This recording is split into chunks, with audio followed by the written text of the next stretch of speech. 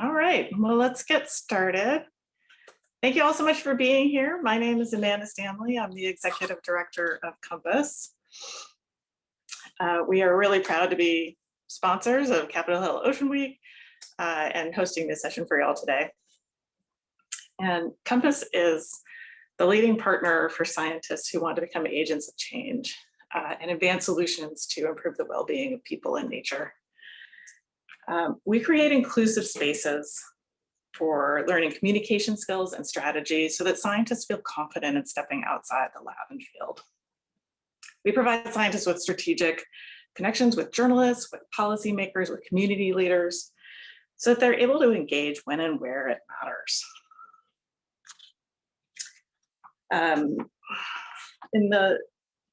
really fundamental to our approach is that we want to bring people together with different ways of knowing so that we can see all dimensions of a problem and discover creative and holistic ways of solving it together.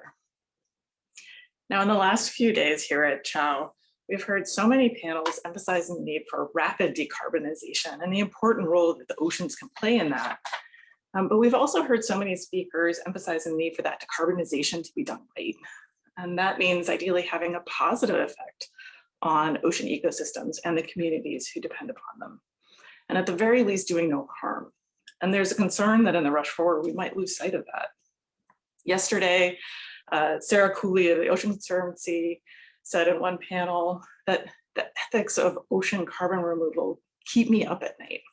And that's what we're here to dive into today. We've brought together a really fantastic panel of experts who span the technical and social dimensions of ocean carbon dioxide removal to discuss the ethical considerations, the regulation, the local partnerships that are needed to guide our actions going forward. And I'd like to turn to introduce our wonderful moderator, Shannon Osaka, who has maybe the best title. It's a very fun and unique title. She's a climate zeitgeist reporter at the Washington Post, where she covers all things climate policy and climate science. So I want to convey my grateful thanks to our panel and my Compass colleagues for organizing this panel. And with that, I will turn it over to you, Shannon. Thanks so much, Amanda. And hi, everyone. As Amanda mentioned, I am the climate zeitgeist reporter for the Washington Post. I'm not exactly sure how that title came to me, but there it is. And I will be moderating this wonderful panel today, talking about the social science of ocean carbon dioxide removal, the ethics, the regulation, all sorts of things like that. And so the way the panel is going to work is we'll do a brief round of introductions with all of our panelists, and they'll talk a little bit about their backgrounds and why they do this kind of work. And then I'll ask them some questions that are on my mind and that hopefully are on the audience's mind as well. And then in the last 10 minutes of the session, we will take a couple questions of the audience. So feel free to drop questions into the Zoom chat as they arise. And then towards the end of the session, I'll read out a couple questions and our panelists will tackle them. So on that note, I'd like to start with Chinmay. Chinmay, could you just talk about your background and why you do this work? Sure. I'm Chinmay Subban. I am a scientist at the Pacific Northwest National Lab, which is one of the DOE national laboratories. We are the only DOE lab with a marine sciences research facility. And my training is in chemistry. I'm more of the technical person on the panel. And I'm particularly interested in this problem because decarbonization is an energy problem, and federal research facilities like DOE national labs are really well suited to address interdisciplinary challenges like this. It brings together ecosystem science, technologists, social scientists, and everyone that comes to the table to address this. So yeah, I'm happy to be on the panel and answer any questions about MCDR and our work there. Awesome, and let's go to Ramani. Hi, everyone. I'm Ramani Webb. I'm an assistant professor at the Columbia Climate School and deputy director of the Sabin Center for Climate Change Law at Columbia Law School. For those of you who might not be familiar with the Sabin Center, we are an academic think tank working to advance innovative legal tools to address climate change and advance climate justice. So I work across a range of topics in the climate law field. And I work in that field because I really want to prevent incidents like we've seen here in New York, where I am this week, with the terrible air quality due to the wildfires up in Canada. I am increasingly convinced that CDR or carbon dioxide removal will be needed in some way to address climate change. But I am concerned that there's a lot of uncertainty still about exactly what role it can play and how different techniques can be used. And I think that's particularly true in the ocean space. You know, there are really, I think, fundamental questions still about how effective different ocean-based carbon dioxide removal techniques really are, what trade-offs they might present, and whether and how they can really be deployed at scale. So a lot of my work at the Sabin Center focuses on really the legal frameworks that we need to develop to facilitate needed research to answer those questions about where and how ocean CDR can be used, but also to make sure that that research occurs in a safe, responsible, and just way. So I'm really looking forward to the conversation today. Thanks. And now we'll go to Sarah. Yeah, thanks so much for having me. My name is Sarah Nawaz. I'm an interdisciplinary environmental social scientist. I'm the director of research at the Institute for Carbon Removal, Law and Policy at American University in DC. And yeah, like Ramani was saying, I am also increasingly convinced that carbon removal will be necessary, but I want to make sure it's done well. I want to work to make sure it's not done in ways that harms people, particularly those groups that have been historically disadvantaged, that it's done in ways that align with people's values and priorities, that it has their support and buy-in, and really that we structure decision-making around carbon removal in ways that are just. Awesome. Well, I'd like to jump right in with the questions, and I want to start with Chinmay. I'm wondering if you can just give us a bit of an overview of, we're talking about ocean-based carbon dioxide removal. What does that mean? What are the techniques that we're talking about? And what do we still not know about those techniques? Sure. So when we say ocean-based carbon removal or marine carbon dioxide removal, or MCDR, we're talking about a diversity of approaches. They can range anywhere from relying on photosynthesis with seaweed cultivation, or promoting photosynthesis with nutrient addition for phytoplankton bloom. But they can also rely on altering the chemistry, either through natural mineral addition or addition of materials, man-made materials, to change the form of the carbon in the ocean. It exists in three forms: CO2, bicarbonate, and carbonate. So doing that kind of alteration and capturing it in one of the forms of the carbon. So what this really means is, depending on the type of the approach we take, the rates of carbon capture can be very different, because different processes operate at different rates. What we capture for carbon is different. Sometimes it can be CO2 gas, sometimes it can be carbonate minerals. And then that also means the impact, scalability, and permanence of the carbon can also be different.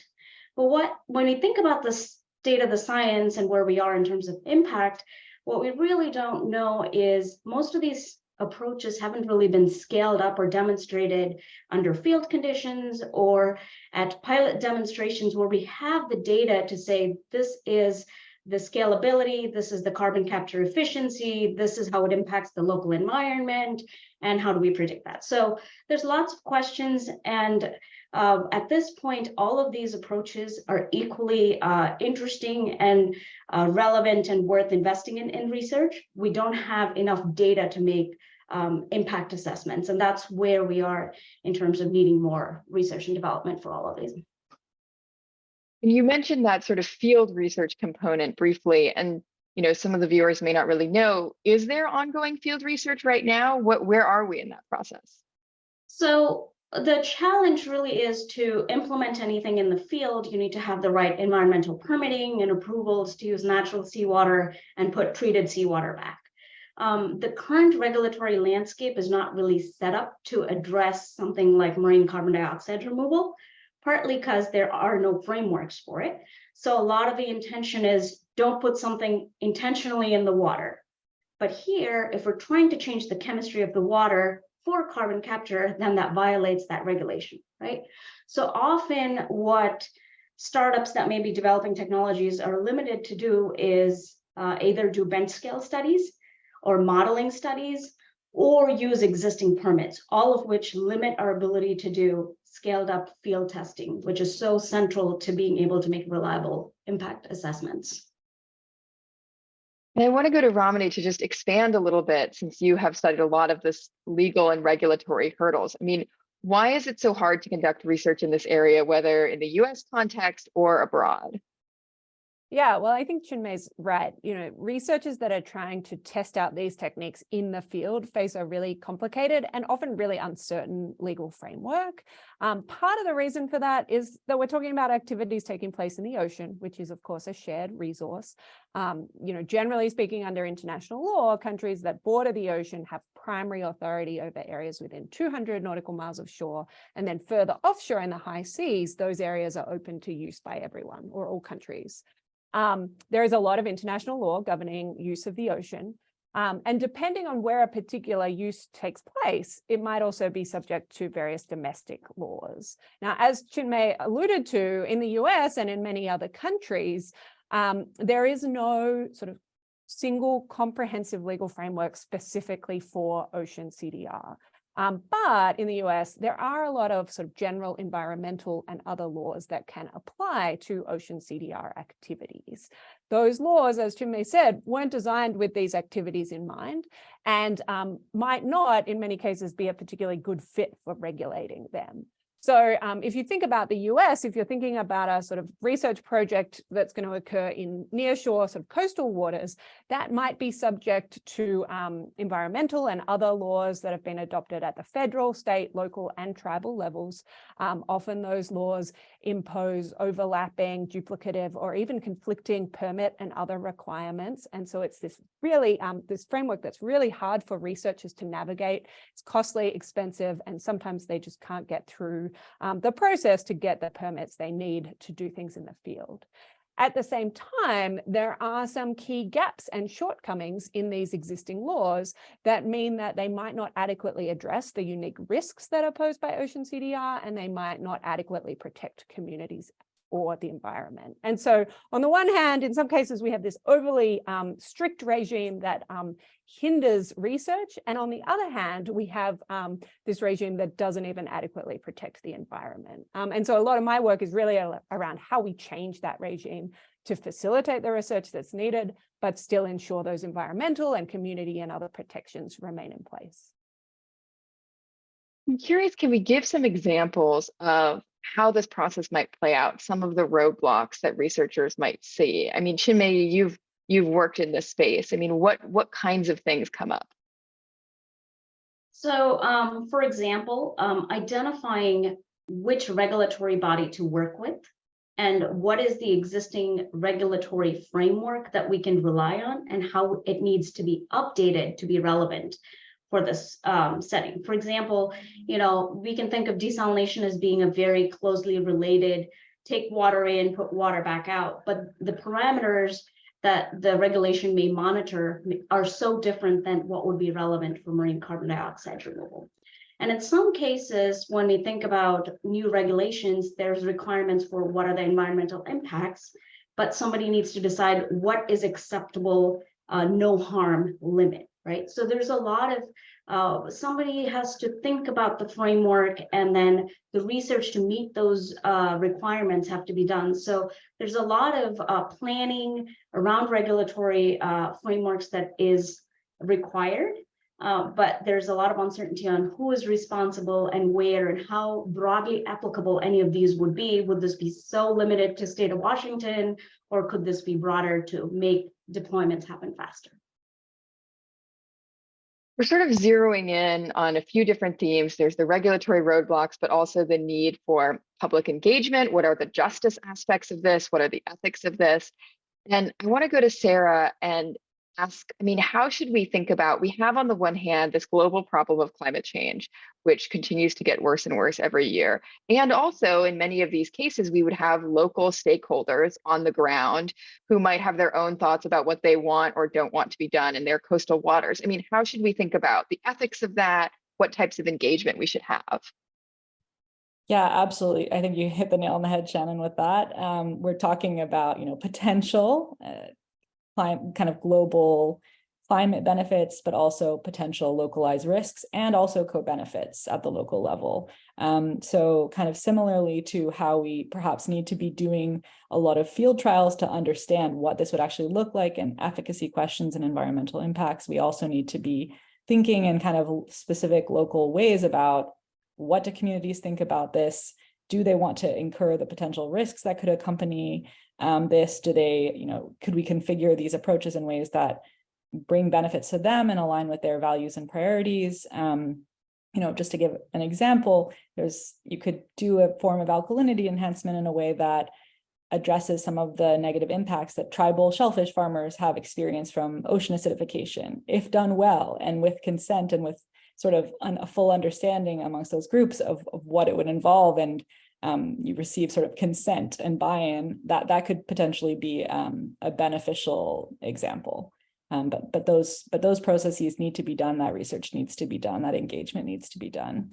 And then I think there's also the other challenging aspect that Romani already alluded to of there are these localized impacts, but there also are, particularly in kind of high seas contexts, where we're dealing with changes to interventions in sort of a common shared resource of humanity. And that raises other questions around kind of consent and engagement, and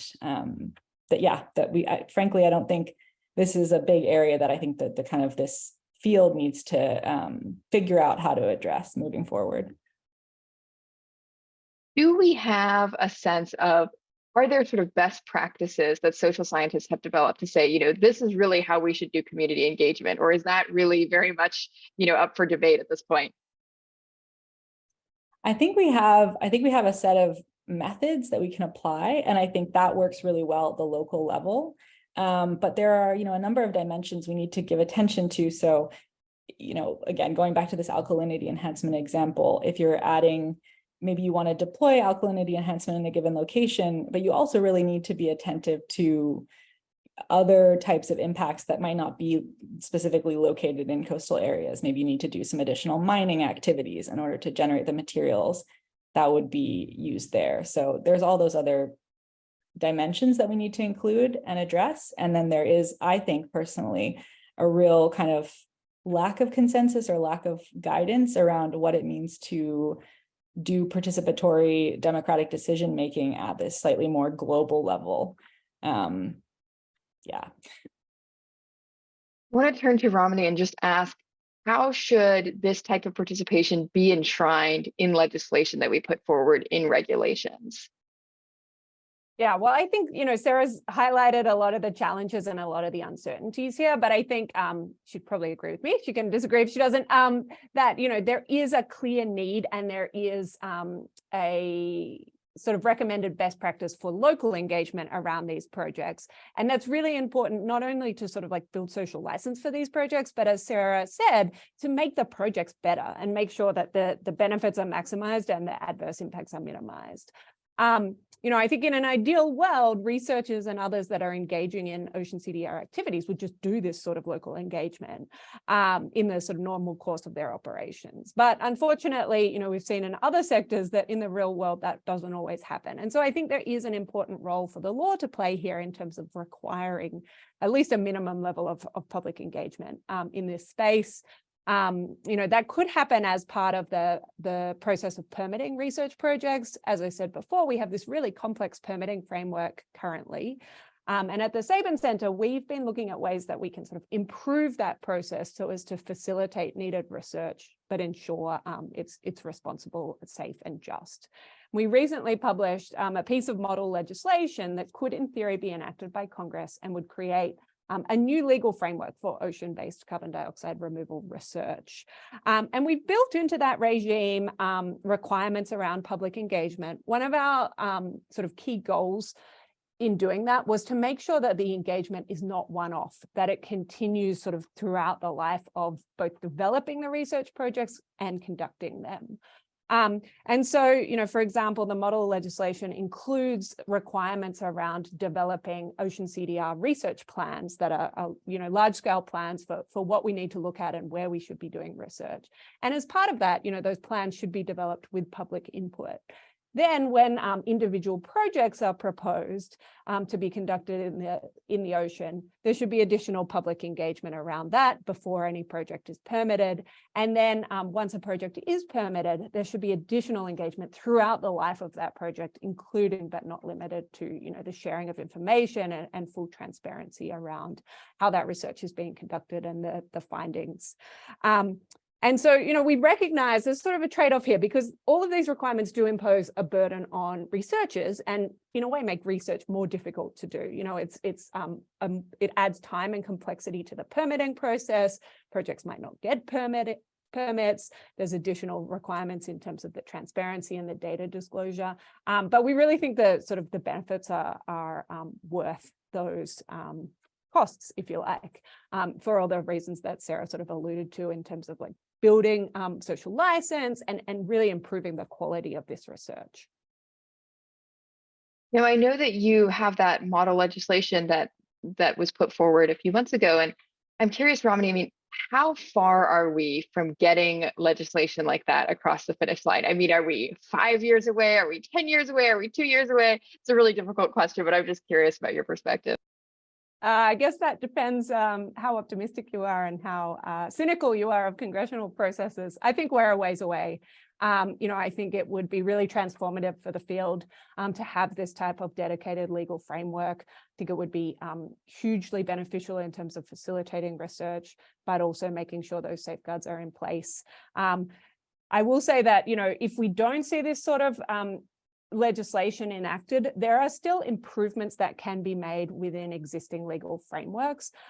There is, in my opinion, a lot of low-hanging fruit where regulatory agencies can do a lot to clarify what's required, as Chinmay was alluding to earlier, to sort of explain how they're going to apply these existing general requirements to this specific type of activity. So it's not, you know, if Congress doesn't act, we're all stuffed. It's there's actually a lot of progress that can be made even just by the executive branch. And I want to remind folks who may have joined a little bit late that if you have questions, drop them in the chat and we will address them in about 10 minutes or so. But I want to turn to Chinmay again and just say, you know, the ocean is gigantic. It's difficult to monitor. It's even difficult to monitor in terms of ocean temperatures and things like that. How are we going to ensure that when doing this work that the, you know, a ton of carbon removed is actually a ton of carbon removed? That's an excellent question. I was just going to say, Shannon, one of the things we haven't really talked about that's relevant to all of the conversation is how do we monitor? If we're thinking about impact, we have to monitor in the ocean, and there's a lack of technology that's either you know, affordable for companies to implement or is sensitive to give you baseline changes. If the idea is that you make slow additions of alkalinity to the ocean, you're not going to see giant spikes locally, and you don't want that from an environmental standpoint, right? So having that kind of technology, we lack significant sensitivity, reliability, and measurement capabilities today. So that is a huge technical gap that needs to be addressed and is required to meet a lot of the social acceptance too. You want to show the community that what you're doing isn't making significant changes to the local environment relative to the baseline, but is still providing the carbon capture benefits. So that is a technical gap, but some of the strategies that companies are starting to adopt, recognizing that, you know, you can't really wait for the best sensor to be developed while you're waiting to develop your own carbon capture system, is thinking about how do you do this onshore or near shore where you have proxy measurements, or how do you use modeling with data inputs to reliably take, say, climate simulation models and implement them with alkalinity layers or chemistry layers in them, so you can say, okay, here's how the dilution of whatever we put in the ocean would happen with the ocean currents. How does it change with climate change? So modeling has been one of those key pieces while we in parallel develop the sensing capabilities. And to do that, some of the experimental work in the lab can sort of be that filler in the meantime. But one thing, you know, there has been a lot of federal investment in developing modeling capabilities or monitoring, reporting, verification, MRV. You probably heard a lot of it around MCDR. And the challenge really there has been to connect with communities and sort of understand what their concerns are, because you're monitoring not just the carbon, but also environmental parameters of relevance or importance to a local community. So MRV in the ocean setting is not just for carbon, but other parameters as well, if there's any changes that you have to worry about. And in that process of engagement, we've really realized that there is a technical knowledge gap that has to be bridged in terms of what is carbon capture, what is marine carbon capture. To do the social engagement, there has to be an education piece that is becoming increasingly important, that we're starting to incorporate into technical efforts, recognizing that early education, whether it's STEM and early on, in schools, educating is very important at this stage. It's an enormous project. And I mean, I would be remiss if I didn't talk about one aspect that I feel like comes up all the time when we talk about carbon removal or geoengineering or any of these kind of buzzwords. But there has historically been concern that, if we are doing large scale carbon removal or even researching large scale carbon removal, then it could distract from efforts to actually mitigate climate change and actually cut our emissions now, which we know that we desperately need to do. I want to kind of open this question up to everybody, but maybe we'll start with Sarah. How should we think about what people call like a moral hazard here? Yeah, that's a great question. I mean, I think that we really need to, in talking about these approaches, make sure to configure this broader policy space in a way that basically just doesn't allow this kind of carbon removal to be a justification for not cutting emissions. So I think a big part of that is having clarity and agreement around what carbon removal is for. So is it to replace emissions that are really hard to abate without incurring harmful impacts to food security? Or is it to offset a billionaire's private jet, to kind of give take us there? So I think that's just a really key ethical issue that needs to be addressed by a sort of broader governance framework. It's not necessarily specific to like how you design a particular technology. It's more about the policy and kind of governance context. Anyone else want to hop in on that? Yeah, I mean, I fully agree with Sarah. I think, all of the scientific studies and the modeling is clear that we need both emissions reductions and CDR. And so we should be thinking about them as we shouldn't be thinking about them as either or, but and both, right? And I agree with Sarah fully that designing effective policy and governance frameworks can really help to ensure that. We hear a lot of talk at the moment about developing separate targets for emissions reductions and carbon removal as one way to sort of ensure that both are happening and that one isn't substituting for another. That's sort of can provide a clear benchmark, to Sarah's point, that we decide on what carbon removal is going to do, and then we make sure it does only that, and emissions reductions do the rest. And so there's a lot of different, I think, legal and policy tools that can be used for that, but we do need to put them in place ASAP before we start deploying these activities. I think just to quickly add to that, responsible technology development takes time. So I don't think there's a reason to wait. We should be starting now. That way we have done the due diligence to have the technology ready and available when it's time to deploy with the right regulations. And sorry, I keep asking about these kind of moral, ethical buzzwords, but I want to ask also about the precautionary principle. Which, there's sort of debate about what exactly that means, but generally, when the outcomes are uncertain, to hold back in many cases is sort of how it's been interpreted. And I'm curious what you all think about. How should we think about that principle with respect to ocean CDR? Is that a reason to hold back from research and ultimately deployment? Sarah, I'll go to you first. Sure. Yeah, I think, historically, the precautionary principle is sort of assumed that the status quo is safe and sort of like a safe place to remain. And in the context of climate change, we kind of need to think carefully about making that assumption. It's possible that continuing as we are is going to be very harmful. And how do we weigh those potential impacts with the sort of other implications of doing different types of marine carbon removal interventions? That becomes a trickier question to answer. Yeah, I would just add to that. I fully agree with Sarah. I think that in the past, the precautionary principle is sort of a key foundational principle in international environmental law. It features in a number of international agreements, including a lot of the agreements that govern ocean-based activities. And in trying to apply the precautionary principle to ocean CDR, it has, as Sarah alluded to, sort of been applied in this, I would argue, quite one-sided way that really emphasizes the risks of ocean CDR without considering the benefits that it might have in terms of addressing the risks posed by climate change. One thing that I think is often overlooked in discussions about the precautionary principle is that there's actually a version of the precautionary principle in the United Nations Framework Convention on Climate Change. And it basically says, like, where there's a risk of serious or irreversible harm from climate change, uncertainty about climate solutions should not be a reason for delaying the testing of those solutions. And so you can apply that exact reasoning to ocean CDR. We are already seeing really devastating consequences from climate change. The threat is already here. And so uncertainty about the efficacy of ocean CDR shouldn't be a reason for delaying sort of research to evaluate whether and how it can be used to address those threats. Equally important is sort of, giving an opportunity to a diversity of solutions, recognizing that there's not the silver bullet, right? There's going to be parts of the world where certain solutions are going to be more effective, more sustainable and suitable to implement. So we're sufficiently early stage that we need to develop a resilient portfolio of MCDR approaches as opposed to just rely on one or two methods.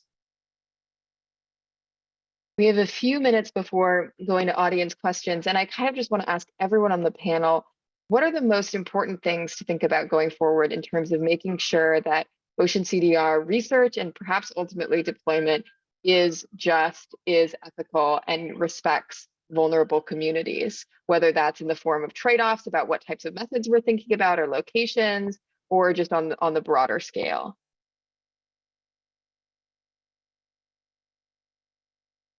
I can say a couple words about trade-offs. I mean, I think that trade-offs are going to be inevitable with ocean-based approaches and any carbon removal or related types of approaches. I think that, to give an example of one kind of trade-off that you might see if you were to apply ocean fertilization in the Southern Ocean, there's a very good chance that you would see downstream impacts in sort of 50 years or so.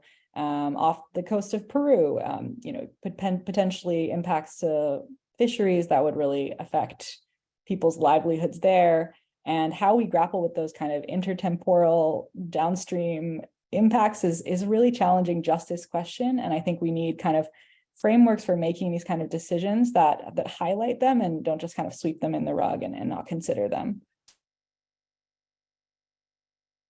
Yeah, I think Sarah makes a really good and important point. I think in thinking about like how we ensure ocean CDR proceeds in a just and responsible way, one thing that I think is important that I think Chinmay sort of alluded to is that we don't have to view this as like an all or nothing. We should really view this as like a we need to do some initial research to evaluate the techniques. We're going to need to do a bit more research to evaluate their environmental impacts and community impacts, sort of a step-by-step approach.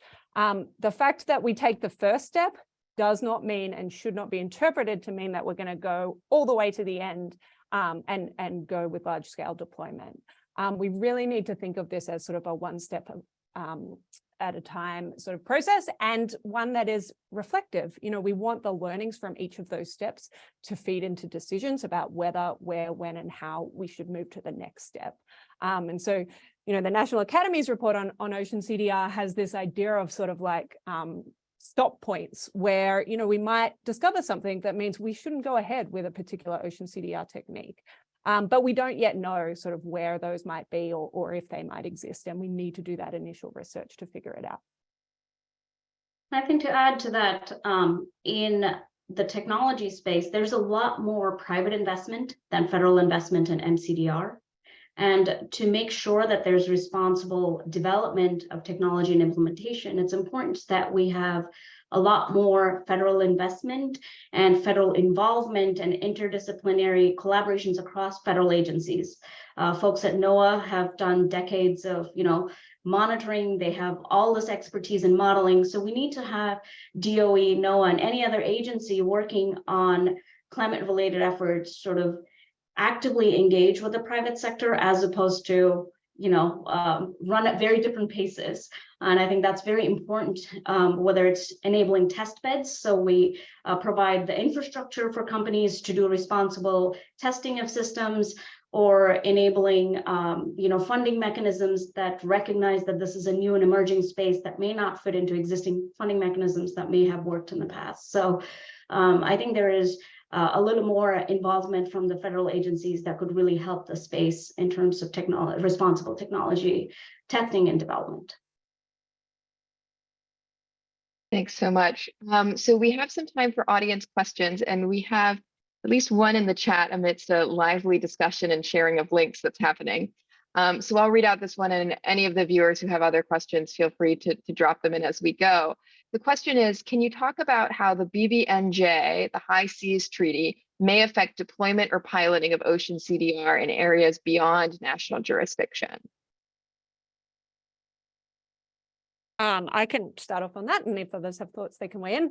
I think that there's still a lot of uncertainties around the BBNJ. We have an agreed text. We don't yet know what countries will sign on. I think there's a big question mark as to whether the US will sign on. We don't yet know, when and if it will enter into force. So I think it's important to recognize that there's a long way to go before that becomes sort of a binding legal instrument.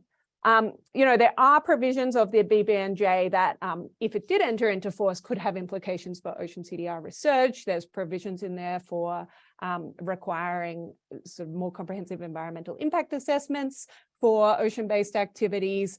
There's specific requirements in there around sort of basically sort of marine spatial planning, in effect, that identify different areas for different activities. You could envisage a scenario in which one of those sort of planning areas that's identified through the BBNJ process could be for ocean CDR. And we could see ocean sort of zones designated for ocean CDR. But as I say, there's still a lot of uncertainty around sort of whether and when the agreement will enter into force, and exactly how it will be sort of operationalized. Like most international agreements that deal with the ocean, its terms are expressed in very broad language, and so there's a lot of sort of wait and see as to how it will be implemented. And Ramani is our legal expert. Does anyone else want to weigh in, or should I go to the next question? Okay. So we have another question from Jessica Cross at NOAA, and she asks, how do we equip communities to engage with these issues as deeply as we have here today? Whose responsibility is this type of education? Great question. I can jump in there. I think that's a fantastic question. And, something I've been thinking about is the kind of imbalance of kind of capacity and in understanding these technologies that exist when you have, communities that are not necessarily organized in responding to a potential developer or research group coming in and wanting to talk about these approaches in a given area. So something I've been thinking about is if there might be a role for a government institution to kind of build capacity and collect sort of aggregate different groups of these potential community members this is not a fully formed thought, but if there's a role for kind of creating groups of quote unquote community members or sort of the lay public, there could be, an attention to groups like Indigenous groups or others that would, build capacity and mobilize them potentially in being able to respond to some of these, in expressions of interest that they may be getting at a regional level from different developers or research projects.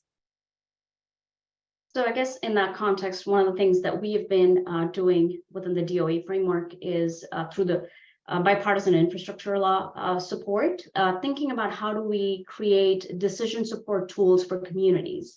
So as a third party that is not developing a technology or being a developer, we take the community information and sort of develop decision support tools that tell them what are the benefits, how many jobs is this going to create, is this really going to impact your local environment. Once we know what community it is, we can put in the inputs and sort of, scenarios that they can work through and have that information that's not provided by the company, but a third-party source that they can rely on that has no conflict of interest. So that kind of decision support is what we're working towards to help communities make choices from where they are.